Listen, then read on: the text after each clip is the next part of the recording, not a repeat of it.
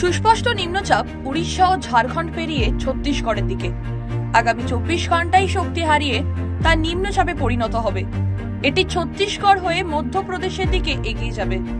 বৃহস্পতিবার দক্ষিণবঙ্গে বজ্রবিদ্যুৎ সহ হালকা বৃষ্টির সম্ভাবনা। বিক্ষিপ্ত বৃষ্টি হবে উপকূল সংলগ্ন পশ্চিমের জেলাগুলিতে। এই সপ্তাহে তাপমাত্রা 3 থেকে 4 ডিগ্রি বাড়বে। বৃহস্পতিবার জেলায় বৃষ্টির সম্ভাবনা বেশি উত্তর দক্ষিণ 24 পরগনা, পশ্চিম মেদিনীপুর, ঝাড়গ্রাম, বাঁকুড়া, পুরুলিয়া, পশ্চিম বর্ধমান এবং বীরভূমে। দক্ষিণবঙ্গের জেলায় জেলায় বিক্ষিপ্ত বৃষ্টির পূর্বাভাস। বৃষ্টির সঙ্গে বইবে দমকা ঝড়ো হাওয়া।